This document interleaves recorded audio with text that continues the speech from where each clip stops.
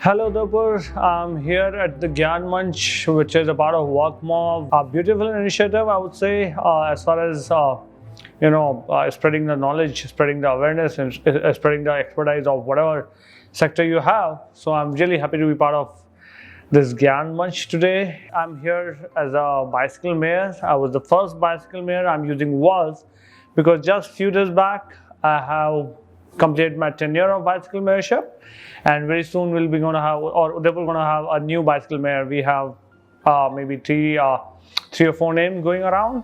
Let's see who is going to be the next bicycle mayor. Irrespective, bicycle mayor or not, I'm a passionate cyclist. Something happened in between, so there was a stoppage of cycling from last 2 years, but now again I'm back on cycling, and it's all about not only cycling for your fun, leisure, or whatever it is. See, I'll tell you what, cycling is all about fun, definitely yes, leisure, definitely yes, health, very important, very important, environment, very important again. Moreover, given that Udaipur as of now is in a very confined geography, so why we are not using cycling for the commuting mode? And that's where I'm here today to talk about this. And bicycle mayorship is also with a mission of 50-30. That means we should have, or whatever, being the global program, the mission of BYCS, where the bicycle mayorship program comes under, the mission is 50-30, that we should have 50% of trips, daily trips, not whatever trips, 50% of daily trips on cycle by 2030. That's exactly the mission is. The world is talking about net zero carbon emission, reduction of carbon emission, GHG emission, and so on and so forth. And bicycle plays a very major important role. I understand world is also talking about e-mobility, e-buses, e-rickshaws, and e-cycles as well. But we need to understand that for whatever electric we are talking about, there is a need of lithium. There is a need of very important element which goes into battery, and world has limited resources of lithium available around the world. So we need to figure out the solution, an alternative to this e-word, electric word, and bicycle comes as a very beautiful mode. So I'm here to talk about bicycles, to use this as a commuting mode. I understand a lot of people cycle in Udaipur around the world, in India, mainly for fun. See this is a fun part of maybe in the morning they do it for fun and leisure, and maybe the byproduct become health, but it should be the other way around. But we also need to understand that we are still somewhere around a middle income country, so 50% of population are still riding on bicycle. We have construction laborers, we have people from LIG, we have people from EWS, where people are traveling around on cycle. Very important mode. And I was talking about a very confined geography of Udaipur, so why we don't do cycling. That's very important. Second is, Udaipur has this beautiful charm within the old city area, if we know Udaipur better. And old city, the charm of old city is not only the tourist places which are spread across the whole city. It's all about the journey to that destination. That destination would be a city palace, maybe Jagdish temple, maybe Gangor Ghat, Amrai Ghat, maybe Dudh maybe Fatsagar, maybe Gulabag, whatever it is. But it's all about the journey, what you do to reach to the destination. And that's what, it makes it beautiful journey. If you walk around, if you cycle around, you are slow on that. You are absorbing your atmosphere, which is on your side. But if you rush through, you just, in a car or in a rickshaw, you just rush through and reach to your destination, and you don't have seen the beauty which is just around you.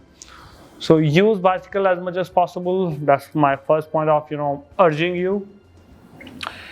And I understand you can you will say that my office is 7 kilometers away, my office is 10 kilometers away from my home. So and we have summers, harsh summers, or we have rains. I totally understand. These are very valid points, but there are solutions to the problems, right? One is you can start, and I understand there are a lot of regular cyclists which are not the active cyclists, the commuters, but fun, leisure, health, whatever you're doing. Why don't you start commuting as well? You can start with maybe the nearest grocery stores you go to buy your daily stuff, or the supermarket you visit, I understand you talking about the luggage and everything. Maybe you bring a heavy, stuff from supermarket, but trolleys are available in cycling stores. You can install a beautiful small trolley, and that will be like problem solved one. Second is, if your office is within the 5 kilometer distance, and it is a proven scientific study, we say that 5 kilometers is a very beautiful optimal distance to cover on bicycle. So other than climate conditions, safety, maybe some other factors, all excuses. You can start and you can see the change you can bring in the society, in the environment, and you can start day one. By day 30, day one you feel tired, day two you might feel tired, day three you might feel tired, day four you feel little less tired, day five you might again lesser tired, day seven you will be like, yes, I'm okay, I'm okay, traveling 5 kilometers, I'm okay traveling 3 kilometers, I'm okay traveling 7 kilometers as well, why not, please. So that is one. Second is talking about workplace. Now, Udaipur being the beautiful, businesses. When we talk about, we have marble industry. We now have beautiful IT industry. The office where I'm sitting is employing somewhere around 2,000 employees, or maybe more than that. And is this not only this office? We are talking about a big IT zone. This is one of the offices in this big IT zone. So internationally, as well as in some national cities, we have seen that offices are promoting cyclists by multiple ways. One way of doing it is maybe you can introduce incentives. Maybe the people who are using public transport, moreover, public who are the employees who are coming on cycle. That is one. Second is you can have a showering facility and a storage facility. So when employee are traveling, let's say 10 kilometers, and it's summer, in summers they can first shower in the showering facility, what you have created, what you have invested. You can invest in your office, and then they can change into a professional dress code. Let's say if your office has one from their cycling clothes, and then they can be on the place, and while going back they can just take out their clothes, go back. So that's two-way thing that employees can come on cycle, and offices can promote this by creating little bit infrastructure. That is one. And there's an or option that you have invested money in creating this kind of infrastructure, so incentive part is gone. Or else, if at least you're not able to bring up the infrastructure, I would urge at least the industrialists to come up with the infrastructure that will really help employees in motivating these guys to come on cycle. At the same time, if you can give some incentive, little incentive, they'll be more than happy to be on cycle instead of their car or two-wheeler or whatever it is. And world is able to save a huge amount of carbon emission. So yeah, that's why I'm going to stop, but urges there, start cycling, please. And sure, because we are talking about cycling, I'm urging people to commute on cycle. I'm urging people to maybe start with cycling on to the nearest grocery, and then start increasing the distance. Now, to start this, there's a beautiful day which is coming up, that is 3rd June, mark the date please, is the World Bicycle Day, internationally celebrated and a very famous day. So there they start.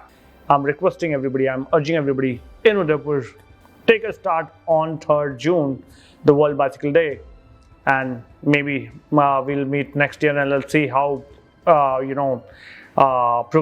much progress we have made as far as making Udaipur a bicycling city is concerned. So please, I'll be more than happy if we're able to see even 20%, 10%, 20, 30, 50% increase. Udaipur will see a lot of changes. We have congestion problem, we have pollution problem, we have maybe other problems due to that. And when we talk about pollution, it also related to the health of, because tailpipe emission is very, very risky, very dangerous for the kids who are just like 100 centimeter or maybe 120, 150 centimeter, because tailpipe is always on the lower side, and tailpipe emission never goes up. It always remains at that level. So it's very risky for the kids. Let's improve the quality of life for Udaipur, not only for us, but for the generation to come, right? Thank you. 3rd June, World Bicycle Day, remember it. That is the first day you're going to start. One more thing we keep talking about is that, I have to travel a lot. I'm into marketing job, I'm into sales job. So I will travel a lot, and bicycle doesn't help me in, traveling from point A to point B to C to D, E, F, and G. Yes, we totally agree to that. But there are a lot of organizations, there are a lot of offices where you just come in the morning and then go in the evening. So there's a huge period where you're just stationary. You are stationed in one office But have you ever realized that how much parking spaces your vehicle is occupying? Maybe that spaces can be turned into a little playground or a bigger playground based on the kind of vehicle you use. Maybe if you're using lots of cars, that means we are talking about a big space which is going for parking, wasted space, right? That can be turned into a game zone, that can be turned into an entertainment zone, whatever it is. So see the difference of the space. What maybe a one car can occupy 3 to 4 cycles. So you just need a space. Say, let's say your office has 50 cars. The employees are coming in cars 50. We are talking about close to like 2,000 cycles or 1,500 cycles, which can be parked in that place. That is one. If don't have, so the employees remain the same, but the space become huge, can be used for something else purpose, beautiful purposes. And yes, when talking about space, this is very important for schools and colleges.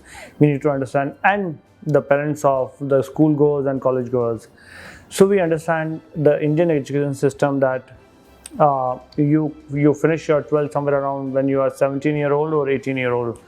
We also understand that the legal age is for you to travel any kind of motor vehicle is 18 years. That means, but what we've seen in Udaipur and across India is that your school has enormous big parking spaces and is always full with a lot of two-wheelers. That means we are breaking the law, right? The Motor Vehicle Act doesn't allow you to ride a motorcycle unless you are 18-year-old, and normally you're not 18-year-old till the time you finish your 12th, right? So it's not only the schools who are supporting the illegal activity, if I would say that, but it is also parents who are being irresponsible, I would say that, and kids also. If you are still under 18, you are still kids, so it's better to ride. It's better to ride bicycle instead of using your two-wheelers. I understand it gives you another energy. They're full of marketing commercial ads you keep seeing on TVs, but there is no ad which you see on TV or bicycle, as well as on any social media platform. I totally understand that, but make up your mind. Especially for the school, there is a message that stop supporting the illegal activities, right? And think about a big parking lot what you have kept reserved for the students can be turned into a gaming zone, which is very important for their physical development, because right now we are living in a digital world where most of the kids spend good amount of time on mobiles.